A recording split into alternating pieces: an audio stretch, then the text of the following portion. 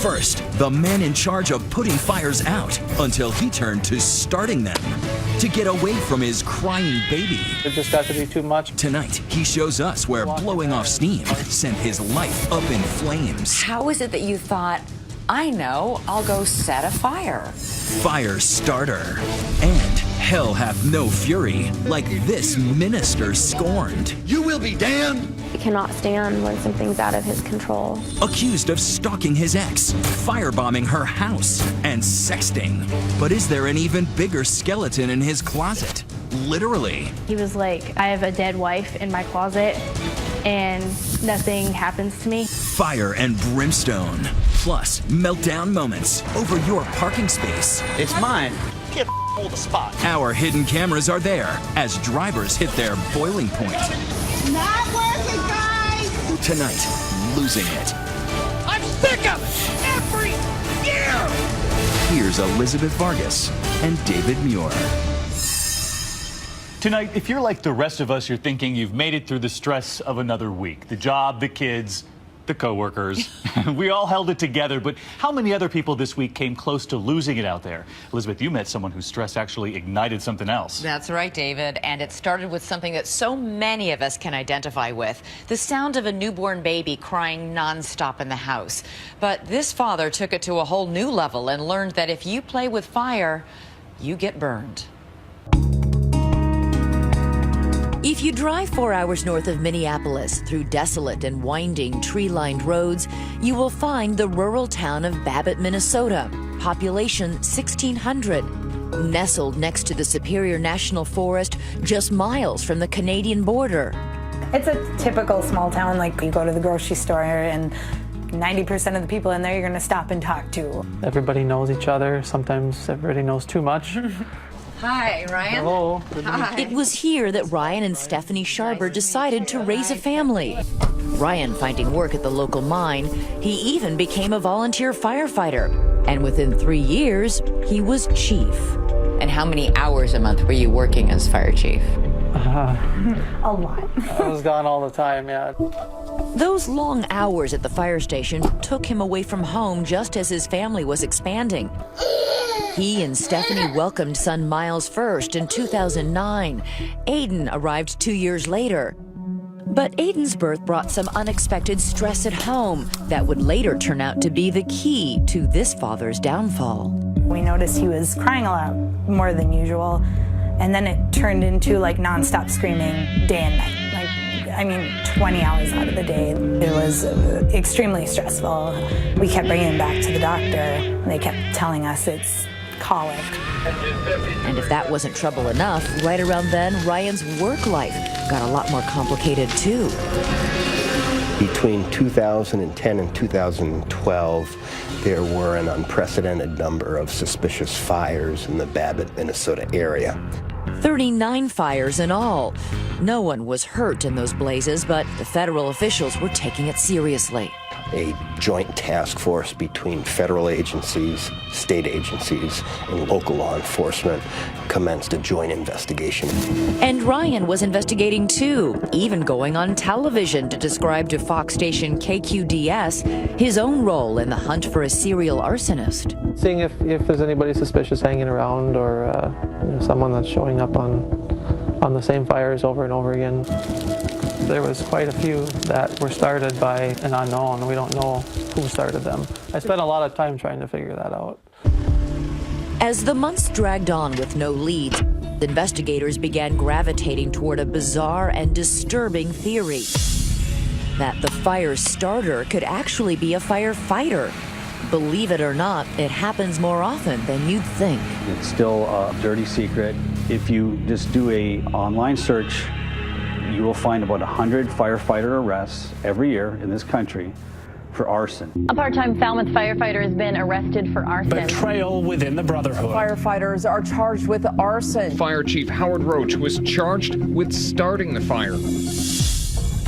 The theory that the Babbitt arsonist might actually be one of its firemen developed into suspicion on a cold December night when a car drove onto Madela's Birch Lake Resort, a fisherman's campground run by 79-year-old Don Madela. So what did you notice that night? I seen the brake lights come on, but Car didn't turn around to leave again, so put my shoes on and come down and looked. When you came down here, what'd you see? Seen some tracks in the snow. Pretty soon he come from behind the garage. And he was none other than Fire Chief Ryan Sharber. Mr. Sharber told the resort owner he was there to urinate. It didn't make sense to the resort owner. What he told me didn't jive with me. After Sharber beat a hasty retreat, Don Matala followed his footsteps in the snow. Up here where this garage is? St. Louis County Sheriff's investigator Steve Heinrich showed us the scene. Mr. Matala followed the tracks behind the shed there, and where the footprints stopped, right behind the tree, was a gas can. What did you think he was doing back there with a gas can? What do you think? Starting a fire. Didn't sound good. Investigators for state and local agencies believed they had finally found their fire starter. Do you have any doubt that Ryan Sharber meant to set fire to the shed or this garage or that building? No doubt. Probably with the pine trees and everything here, would have spread to more than just the building. To get to the truth, they eventually bring Ryan into his own firehouse and grill him. For the first 2.5 hours of that interview, Mr. Sharber identified other individuals who might be the people setting these fires, and those individuals included firefighters and former firefighters. With Ryan trying to deflect 2.5 hours into the interview, investigators tighten the screws. They confront him with that gas can he left behind at Matala's resort. I never poured gas on anything. I never tried to light a match. But you brought the gas can there. Correct. And went around the back of the building with the can. Yeah, I went back to the back of the building when I saw the owner's flashlight coming down the hill. So you got in that car and drove down there with the idea to set it on fire. Yeah, I drove down there and I was definitely thinking about it. With that admission, Ryan's secret life began unraveling. He confessed not just to the attempted arson at Matala's, but also to setting 9 fires in Superior National Forest. And get this, even more stunning than his crimes, his excuse. Ryan says the reason he turned to arson was the stress brought on by his constantly crying newborn son. It was just when I was home and around the stress that caused me to go out and start the fires. When I was at work, I didn't have that. People are going to say, I don't get this. I don't get it. Millions of babies around the world have colic. Their dads don't go out and set fires. It was a legitimate way for me to get away for a couple of hours. Why not go down to the firehouse and hang out with your fellow firefighters? How is it that you thought, I know, I'll go set a fire? People are always coming to me for help. I was always solving everybody else's problems. I didn't realize that I needed a little bit of help myself. Ryan Sharber took us out to the scene of one of his fires. What made this place a good place to start a fire? Just roll and away from everything. Not close. I see lots of trees, though. I mean, this could have spread, couldn't it? You walk in there and it's marshy and wet and underneath, so it just kind of burned along the top. But that attempt to minimize his crimes did little to extinguish federal prosecutor Dunn's determination to punish the disgraced fire chief, who he suspects has even more to reveal. He's confessed to setting 9 fires. You think he's set more fires than that? From 2010 to 2012, there were 39 suspicious fires in Babbitt, Minnesota. Since the time that he was caught, there have been 0.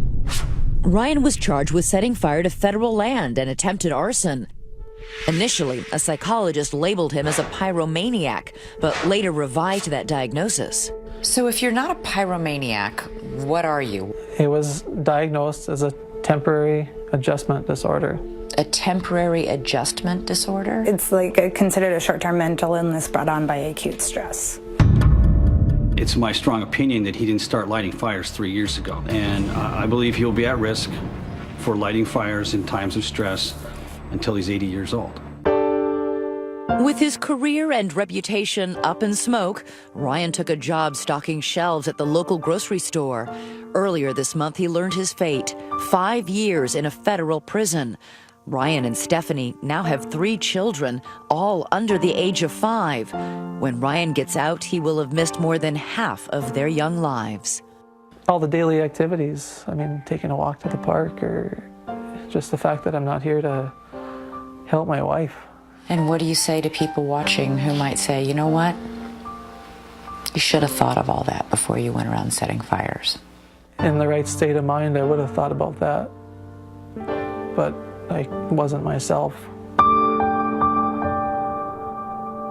So, what do you think? A real psychological disorder or just a man who needs to learn some control? We're tweeting live during tonight's show, so let us know using the hashtag ABC2020. And when we come back here tonight, heading to the mall this weekend, and get ready for kind of losing it, we've all probably seen when somebody steals your spot, your parking spot. You got to see this. Next, parking lot wars. Get the out of the spot! Forget road rage. These cars are barely moving. Our hidden camera's on to see if you lose it when you lose it. Your parking spot, that is. It's mine. How is this yours? When losing it returns.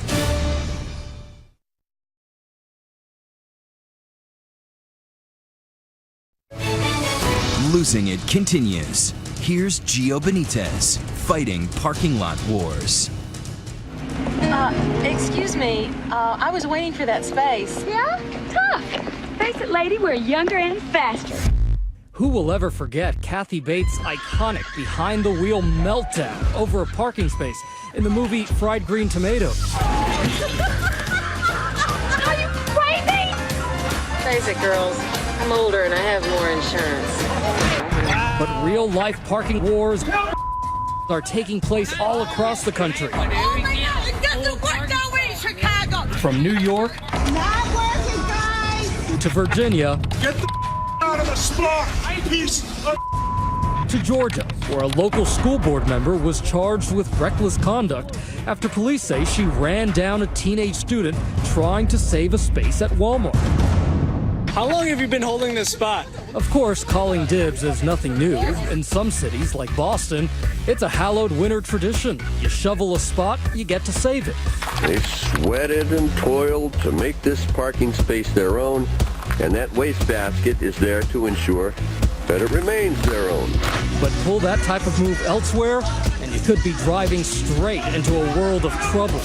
I don't give a I've seen cars rammed. You just hit us twice. Smash into another car. You just hit me again. Throw things out of cars at people. Pretty much seen it all. Tom Ciccone is a former mall security expert. Name it, he's seen it. People get angry in parking lots. They do. People are losing it, and they're losing it very easily. This was an attack. I was attacked. 2 women who attacked another woman who they claim stole their parking spot. The woman nearly had her finger bitten off. Police are still trying to slap cuffs on the 2 women who assaulted Tanya Knight Joseph outside of a mall in Cherry Hill, New Jersey. So the parking lot was jam-packed? Jam-packed. And there was a car sitting in the lane. They weren't moving. They weren't doing anything at all. So I pulled into the parking spot. That's when Tanya says the fangs came out. She started walking towards me. She smacked me in my face. A fight ensued. As I was trying to get away, I noticed that there was some pressure and pain on my finger, and that's when I noticed that she was biting me. She starts biting on your finger? She starts biting on my finger. And they said, well, that's what you get for taking the parking spot. Did anyone see this happen? There was no security. No security whatsoever? None at all.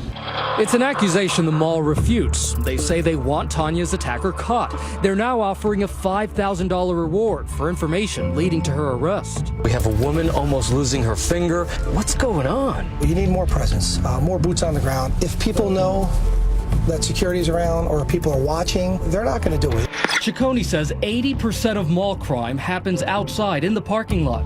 But conversely, 80% of security is actually inside the mall. You're saying that malls want to protect what's inside. They're not looking to protect so much what's happening outside. They're protecting their assets inside, and your assets when they're in the parking lot are still your responsibility. Like Tanya Knight Joseph, former Navy SEAL Chris Heben is recovering from a parking lot fracas. For you, the parking lot was a battlefield. It was a battlefield, yeah. For Chris, a routine trip to his local health food store in Akron, Ohio, turned out to be more dangerous than his tours of duty in Afghanistan. I get out of my car, 2-3 spots up from me, a car almost backs up into me. So we exchange words. Chris says before things got out of hand, he walked away and headed into a market when he realized he forgot his wallet. And then he pulls up to me and re-engages me in conversation, basically telling me that, you know, I've got a big mouth. That's when Chris says he heard a pop. Suddenly, he doubles over.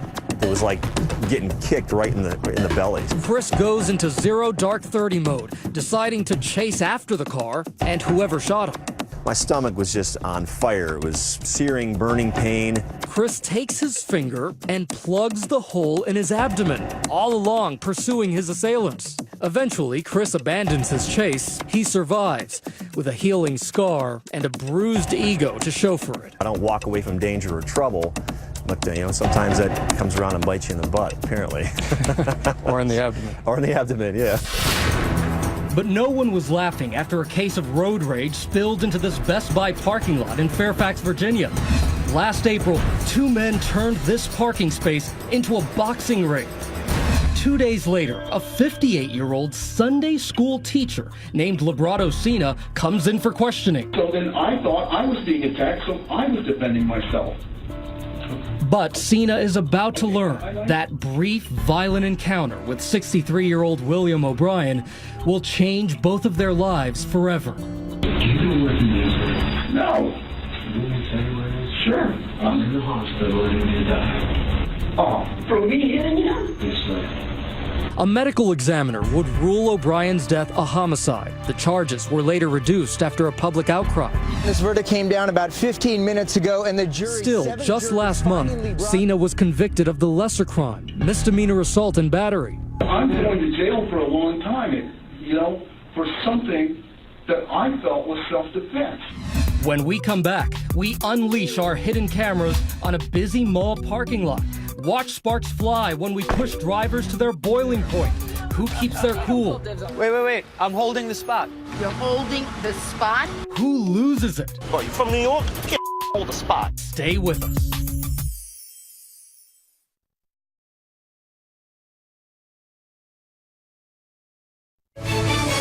Losing It continues. Once again, Gio Benitez. It's a beautiful spring morning at this mall in Staten Island, New York, and motorists are cramming into the parking lot for a full day of Saturday shopping. But what these drivers don't know is that they are about to be a part of a 2020 social experiment. Gio, you all need to come up for it right now. That will push them to their breaking point. Whoa, I got this spot. It's my spot. We've asked actor Yuval David to throw a wrench into one of drivers' least favorite labors, finding a parking spot. I'm just holding the spot. I got dibs on it. Holding the spot? Yeah. Who will lose it? I got dibs. I said. Who let it wait? No. I want to Who hold will the spot. protest? I'm holding the spot. You can't hold spots here. Who will simply drive away? I got dibs on it. We should tell you, the mall's security kept a vigilant eye on our social experiment at all times. And just in case, we hired security of our own. At first, we found drivers to be forgiving. I got dibs on the spot. I've been holding it for like 5 minutes. That's right, she actually said sorry. But as the mall parking became a premium, patience was at a minimum. You're in a car, you get a spot. Yeah, but I'm holding the spot for like my friends. They're on their way. Sorry. The truth is, Yuval was holding the spot for me and actress Ashley Carpenter. So when drivers like Diane Pelastic started boiling over... Don't call dibs. Why not? Because that's not how it works. You're in a car, you're pulling a spot. we would send Ashley to the rescue. I thought you were holding the spot. Yeah, I was holding the spot, but she just pulled in. Right here. You don't call dibs. You come in a car. We're just moving. The car's right there. You don't call dibs. You don't call us. Are you security? No, we're just a TV show. I try to explain. I'm Gio with ABC's 2020. How are you? What do you think pushes people over the edge? When people call dibs on the spot. When people call dibs on the spot, that's what they do. Diane seems to be a good sport about it all.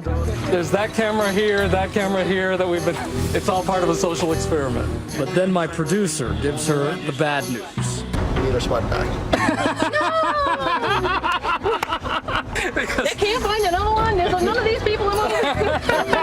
Next up, Justine Carucci. I'm just trying to hold a spot. What? You got dibs? I'm in my car. I'm ready to park my car. If you're holding a spot. Yeah, like it's mine. How is this yours? You don't have a car there. Time to take my cue. 20, how are you? Oh, God. What do you I'm the think? nastiest person. No, You're not nasty. No, I'm pretty nasty. Hey, so what did you think when you saw him holding that spot? I thought I'm going to run him over with my car. He doesn't get to pull out of my spot. I wasn't going to really hit him, but I was going to scare him enough to get him out of my spot, yeah. You wanted that spot. I did. I still want it. In fact, most drivers pushed Yuval right out of the way. Sorry, sweetie. It doesn't work that way. Why doesn't it work that way? I've been here holding the spot. But watch Mary Medaleski's face when Ashley shows up. I thought you were holding my spot I was for just me. holding it, but she just pulled in, like right now. Ness, my car is right here. She's right here. Still, she's having none of it. I'm driving around for 15 minutes looking for Paul. That's why he was holding Time to it. let Mary in on our social experiment. What was going through your mind? Taking the spot. I've had my car kicked in for this. Really? There are people who are just losing it out in the parking lot. Why do you think that's going on? Because the world is losing it. Maybe, but we hadn't met Dominique Sandoval. Just trying to hold the spot. But like, don't you think I can call dibs? You're so unprofessional. It's my spot. Your spot. It's not worth it. Drop it, okay? And then listen carefully to what she says next. That's how people get hurt. One of the things you said is, this isn't worth it. It's not worth it. This is how people get hurt. I've heard too many stories. I've seen too many things. Dominique's cool composure may have something to do with the fact that she's a human resources director. We get people with all different kinds of attitudes. But what social experiment would be complete without the quintessential New Yorker? Meet Devin Svevin of Brooklyn. Yo, I got dibs on the spot. What? I got dibs on the spot. I'm holding the spot. How can you hold a spot in a parking lot? By standing there. I'm just like standing there. I'm holding the spot. You can't hold a spot, huh? But like I've been waiting here for like 5 minutes for my friends to show up. I'm holding the spot for them. You kidding me? Look at this parking lot. What? It's full. That's why I'm like holding a good spot. Yeah, exactly. That's why it's full. What are you getting mad about? I'm just holding a spot for them. What, you from New York? You can't hold a spot. Why not? And then watch. Take the spot, pal. Take the spot. Devin backs down, and I jump out to find out why. So what were you thinking, man? This guy's not from New York. Oh, you thought he's not from New York. That's what you said. So why did he try and drive away?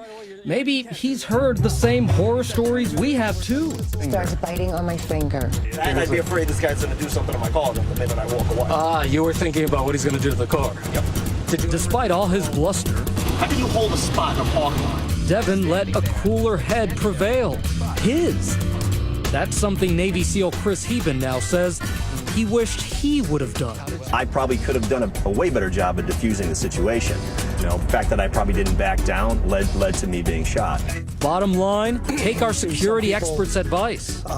Give up the spot. If they're there willing to argue with you over a parking spot, they have greater issues. Out of control. There you go. So, do you take that advice and give up your parking spot or stay and duke it out? Let us know using the hashtag ABC2020. When we come back here tonight, how do you handle a breakup, firebombing your ex's house, stalking? That's what the police say a minister did, and that was just the beginning. Stay with us. When we return, he preached love your neighbor, and he practiced it too. That is until she broke up with him. It definitely was clear to me that he wanted to kill me. And where did sending naked selfies fit in for the man of the cloth? More Losing It next.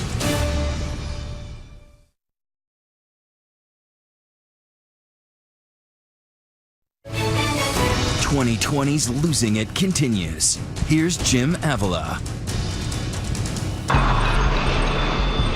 High on a California hillside sits $1 million house 50 miles from San Francisco, just past the edge of urban sophistication in Vacaville, literally Cowtown in Spanish. A place where a young pastor named Mark Lewis, with a fast-talking fire and brimstone preaching style, proudly featured in this church video, can make a good home. And the sun became black as sackcloth of the hair, and the moon became as blood, and the stars of heaven fell into the earth. By his side, his high school sweetheart, Joanna, who ran the youth ministry. Hi. Together, growing their independent Fellowship Baptist Church to nearly 400 members. Among them, Sarah Nottingham and her fiance. To see somebody that was that excited for God and to have that much enthusiasm, it was exciting. A strict, fundamental church where the women submitted to their men in all things. Girls not wearing, a whole lot of makeup, jewelry, skirts only, no pants. Sarah Nottingham was a Sunday school teacher and was married by Pastor Lewis, but that fell apart after a brief 2.5 years. Then in 2011, Pastor Mark's own marriage ended when, without warning, he lost his wife, Joanna, found dead, hanging in their closet by her own hand, says the coroner, and leaving the young preacher all alone for about a day. Within 24 hours, Sarah Nottingham, no longer a church member or married, says her phone rings. On the line, Pastor Mark. He was crying and he asked me if I had heard what happened, and I told him yes. So his wife had just died. Yes. He calls an attractive former church member. Yeah. He started, eventually, a relationship with you. Yes. The two become lovers, secret lovers. So you're having this relationship. He's single, you're single. Yes. But it was all secret. Yes. Why? He worried about, we kind of have to keep this hush-hush. If they find out I'm dating the ex of one of my, parishioners here, I'm going to lose the church. But what he was about to lose was Sarah. When we talk about lies and deceit, it's false preachers, false doctrine, and false churches. Because while he was preaching on videos like this, the spirit of the Antichrist is already here. The pastor, so afraid to lose his church, was secretly engaging in some very risky business. He was sending shocking text messages to female parishioners, says Sarah, including a teenager appropriately named Desiree. Every single day there was something I was doing with the church, every day. Desiree Nye joined the church when she was just 5 years old, but now she's in over her head. It started when I was 16. At first, I always looked at him like a dad, and then I was more confused because he would send me something inappropriate. Something being? Like a picture of him with nothing on. Not something you would send to your daughter? No, exactly. And it really confused me, especially with him dating Sarah Nottingham. Desiree says Pastor Mark took her on daddy-daughter date nights, touched her on the knee when driving, telling her, she says, he could hardly wait for more. He said 10 more months till I was 18. Why was the 18th birthday significant? Because I'm underage, and if anything were to happen, he'd go to prison. But if I was 18, then it wouldn't be a crime. But he was talking to you about sex? Yeah. Desiree can barely talk about that time now, out of regret and shame. What did you think when you got something as terrible as this? It really makes me sick to my stomach. There was over 80 of them, of just him, that were with either no shirt on or no pants on or inappropriate like that. In the end, Desiree says it was she who broke things off.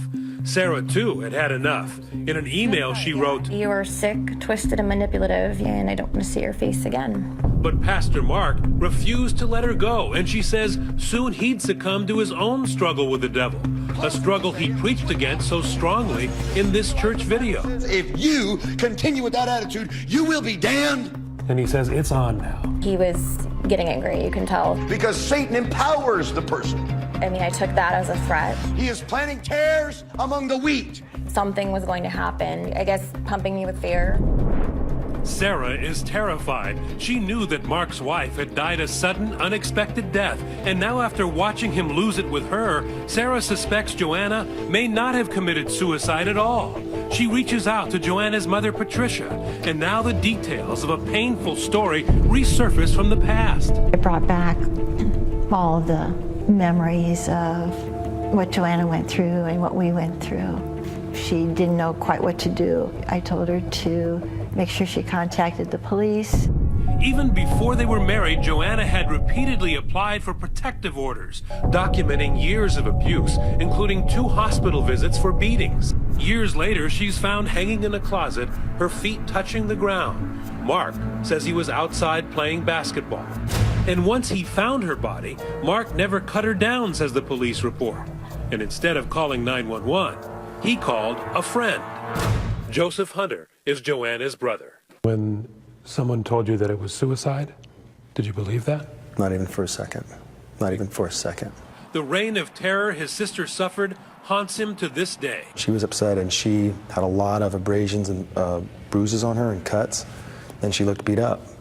And I cried. Sarah is now worried she will end up the same way. He cannot stand when something's out of his control. That's when you can see his temper just flare up. Sarah writes him, telling him to stay away. I was dumb enough to believe in your games. You're not welcome at my house, and I don't want to see your face again. Mark does not take that rejection well at all. Now he really loses it, says Sarah, and unleashes an unthinkable series of attacks that she says threaten her property, her life, and her family. This is your card, and the damage was where? It was the front windshield. It had been smashed a few times. A claim Pastor Mark denies. But the boiling point comes in the dead of night as everyone sleeps, a flash in the darkness, and smoke fills the home as a Molotov cocktail crashes through the window. It burnt the blinds, and I can imagine what a shock it is to have a window break in the middle of the night. My dad thought at first he was dreaming. Within minutes, police stop a suspicious truck and arrest 3 transients, all staying at Pastor Mark's church, they say. Under questioning, authorities say they confess that they've been hired by the pastor. They pled not guilty. Here at Fellowship Baptist Church, services were held like usual on Sunday night, but without Pastor Mark Lewis. And the parishioners are not happy about it. His congregation now dwindled from hundreds to less than 50, but those left rally around him. I will stand by my pastor 100%. The allegations of the firebombing, he wasn't there. These allegations are false. Pastor Mark tells local reporters he's not involved. They caught the people that did that, and I guess they're just trying to point the finger at me, and that's normal. These are pretty serious allegations. Are you pretty much denying them? Well, yeah, denying what they say is I'm involved with. His teenage former friend Desiree says the pastor never feared arrest, thought he lived a charmed life. He was like, God really has my back, and was just like, what do you mean? And he was like, well, I'm a man with 2 strikes from the past, and I have a dead wife in my closet, and nothing happens to me. But that luck may be running out. The fast-talking young pastor who started with nothing and moved to the $1 million house on the hill tonight sits in a 1-room cell awaiting trial on arson charges. I believe that he definitely wanted to kill me. That may just be the beginning of Pastor Mark Lewis's troubles. The family of Mark's wife, who died in the closet, now feeling vindicated as the sheriff's department makes a major announcement officially reopening the investigation into Joanna's suicide. He's been hiding behind the veil of being a pastor and religion and using that to manipulate people's minds and their hearts. And we should point out that Pastor Mark Lewis will be on trial starting this June. We'll keep you up to date with the latest news on that arson charge and that investigation. And coming up next, a losing it that would make everybody's top 10 list. Somebody trying to cut in line. I hate that. Stay with us. Coming up, do you lose it when you have to wait in line? They did. Chaos at the Pasadena Apple Store. Or do you get crazier when someone cuts in line? You're talking. Get the naced. Get in line for tape you won't believe. Next on Losing It.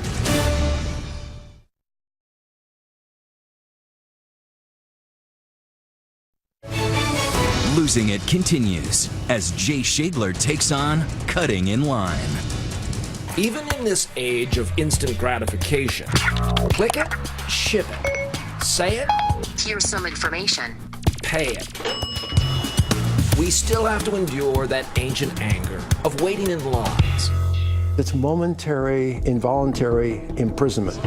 Most folks swallow the frustration and carry on, but then we wouldn't have a story for you, would we? I was told by AppleCare that I could walk in the store and get the part. Yes, line rage is real. It's even being studied at MIT, which is where we met Dr. Richard Larson, a renowned expert in the physics and psychology of lines. Right now, we're in line, right here. We're in line. Dr. Larson says people innately understand the rules of waiting in line. Had Moses added an 11th commandment, it may well have been, thou shalt not cut in line. When people cut in line like this, that person is saying, my time is much more valuable than your time. Some people who are close to the tipping point just totally lose it. Oh yes, there's hell to pay. arrests. That's what happens when you cut in line. Like this guy who tried to muscle his way to the front of an LL Bean store opening line. Or the line to the bathroom at an NFL game that, well, stalled, then brawled. There are kind of fundamental laws at work. The top one is first come, first serve. Chaos at the Pasadena Apple store. Single file! The launching of a new Apple product has been the genesis of many a great line story. Like the one Pastor Scott Jones told us about. As I'm driving up, I'm thinking, this is going to be an experience. Jones and roughly 50 of the Apple faithful lined up at 4:30 in the morning to be among the first to get the iPad 2 at this Ardmore, Pennsylvania store. Only to have this Jenny-come-lately, 3 hours later, plant herself at the front of the pack. I'm not going to have somebody yell at me. Honey, you haven't even heard yelling yet. She plopped herself right here. Stunned by this wicked interloper, Jones pulls out his trusty iPhone and begins videotaping her. I mean, she can't really think this is okay. Actually, she thinks cutting in line is fine. It's filming her that brings out her dark side. Oh, dude, get your hands off me. Well, then get in the back of the line. Now the crowd takes another tack, shaming her. It's a justice issue, right? The next thing was the police. And then she just sort of quickly got in her car and pulled away. It was as if society had stood the test. Oh, get out of the way. Perhaps, but never underestimate the likelihood of someone upping the ante. To vigilante justice. Lines can actually be hazardous to your health. Take Sam Rosenwinkel, for instance, whose story, which went viral on YouTube and introduced hundreds of thousands of viewers worldwide to the Muffin Macer, will bring tears to your eyes. It did his. You just came in. Popping into a Duluth, Minnesota gas station for cigarettes, he cuts in front of this woman whose fuse was not just short, it was non-existent. No, actually, I was here first. You wait. She's just getting started, grabbing muffins slowly. I started commenting on how many muffins are left. Why like 70 muffins? I'm still back there. Why more muffins? I'm still back there. Suddenly, the muffin lady stops buying and starts spraying. Mace. How so stupid? Now, I did get enough muffins. You'd been maced. Yeah, kind of blew my mind. I didn't think that she was going to do that. Even though that she stepped way further out of line than I did, in my opinion. I don't think it's nice to cut in line. I should have asked her. Not surprisingly, somewhere between the danger and drudgery of line waiting, a niche business has been born. Robert Samuel is one of its pioneers. What's the name of your company? It's Sold Inc., same old line dudes. For a price, Robert will wait in line for you. I need to know where you are. In this case, the daily crush for the New York foodie craze called Cronuts, a scrumptious cross between a croissant and a donut. What's your hourly rate here on the Cronut line? It's $60. To stand in line today? Yes. To who? To somebody who doesn't want to do this. Yeah. Who might that be? A sultan? A hedge fund titan? No, just a sweet lady with a sweet tooth. Here you go. I don't have to